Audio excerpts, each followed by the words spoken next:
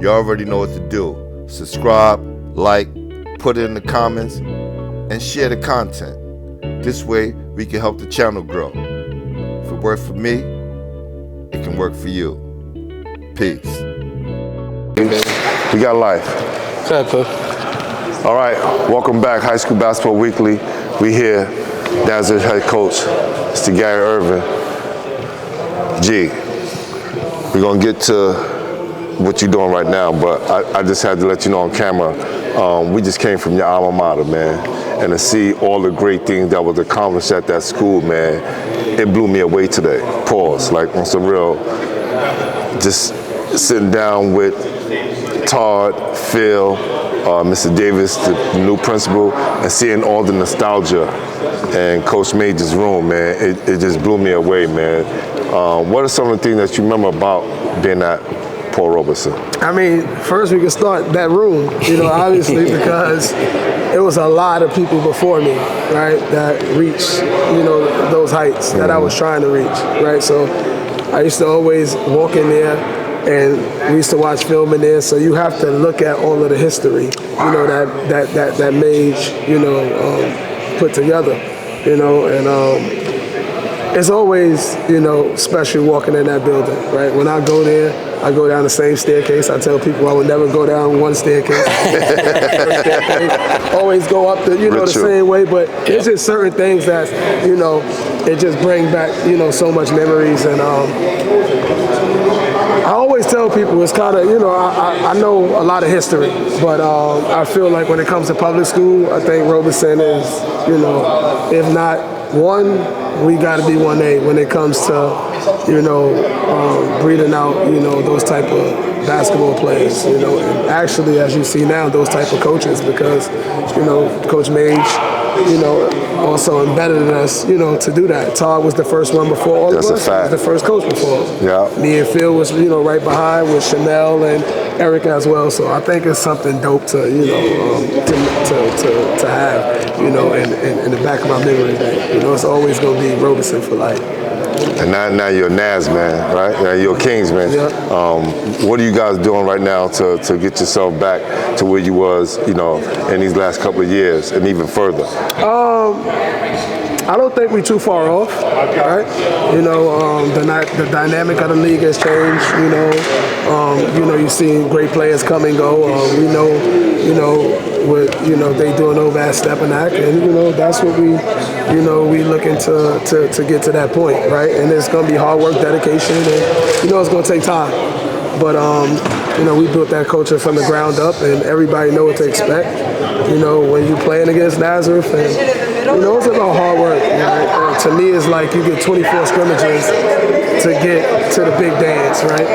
Great way of looking at it. Records, people look at records, but people don't understand. When everybody makes the playoffs, it's just getting better day in and day out, whether it's in practice, scrimmages, games. And, once you get to that point, in February, where you got to get things rolling, you need to win a few games in a row and get that on to Brooklyn Queens, and then on to the city. So I'm always confident in what I do and the work that I put in, and I'm confident that my boys is going to listen to what we got going on, and we're going to put forward those game plans, and we always going to have a few sleepers. So that's what Yes, sir. And Coach, you could feel that with your team, that your mentality of preparing for the playoffs and getting ready, and how do you get that kind of message to your players? 'Cause it's hard, for those kids to kind of see the big picture, the bigger view of what you're talking about, not game by game, but getting better and better. How do you kind of get that message of let's look long term to the championship and the playoffs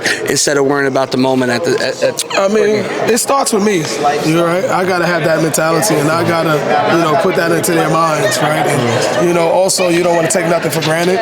We want the long term, but we also want to celebrate short success. Whether it's good, bad, or indifferent, right? Because that's what it's really about. It's about learning. It ain't about losses. It's about learning lessons, and that's the biggest thing. And as you get older, as I get older in the coaching world, it's more about cherishing those moments and those memories that's gonna last a lifetime. Obviously, we just spoke about it at Robeson, but it's just to enjoy, with my boys, build and have fun, and you know, also make sure that they are disciplined, you know, to get and reach those goals. And we're going to take it day by day, practice by practice, and when that time comes, you know, when we got to throw the ball in the air, you know, we're going to give it 100%. And that's all you got to ask for. I'm okay with defeat, right? But, you know, we're going to play with a certain type of, you know, swag, style, mentality. And that's, you know, just who I am. You know, and it's kind of funny because I just want to harp on that because it's kind of the thing that, you know, people kind of look and they don't understand me. I'm one of the most humble guys ever. But from the outside looking in, you would think I'm one of the most arrogant guys, right? It's because I am who I am, you know, but don't mistake my confidence for arrogance, right? Because I'm just a confident, you know, human being that, you know, whatever I do, I'm going to do it, you know, with that type of swag. That's how I was brought up. And, you know, my family members before me were like that. You know, my coaches were like that. You know, like, so it's just something that's realistically in my DNA, right? So I thought that was important. And then, Coach, how does it feel, you know, we talked about how you got Nazareth going in the right direction, but just to go back to what Pooh said, how does it feel that Robeson seems to be going back in the right direction, trending back up, and could be, you know, back to where the program was?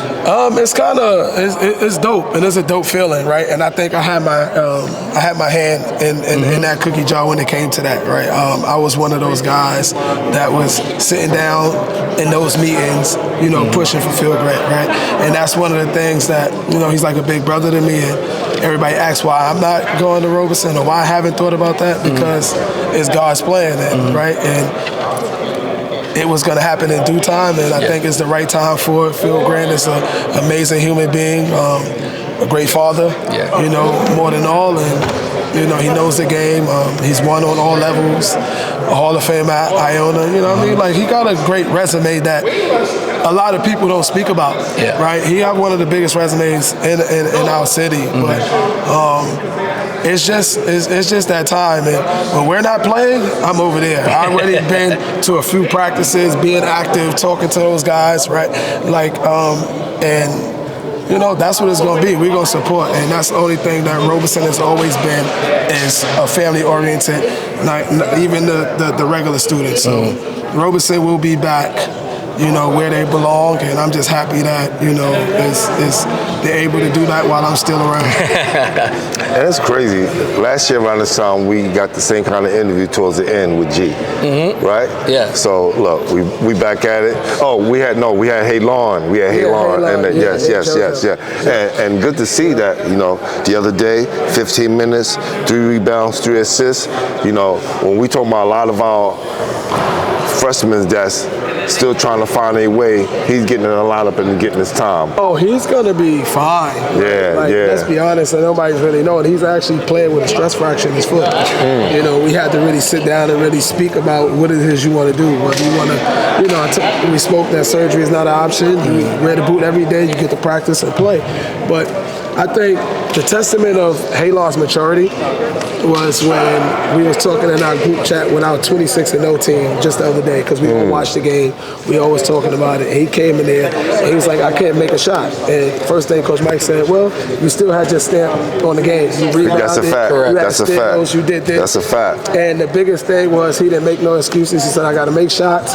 He said, I just got to go. I got to get in the gym every day now. And that right there is maturity, right? He loves the game. He loves to be in the gym. But for him to speak it out loud and not just speak it to one person and speak it to everybody, that was big time. That was awesome, because, you know, we have a chat as well, and the guys who I talked to, we was proud of him, right? Because scoring points, we know he can do that. We didn't see them. We didn't see them do that, right? But to know he didn't forget about the other parts of his game, that was important. Like, that was important. Being a playmaker now, you know what I mean? Like, he's going to be perfectly fine. He'll be okay. And listen, it's a good time to be Coach Ervin, because Nazareth and his PSAL school, Robeson, are on the way up. No doubt. High School Basketball Weekly, baby. We out. Appreciate y'all, man.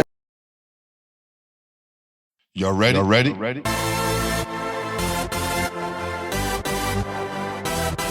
Yeah. You have just stepped out into the world of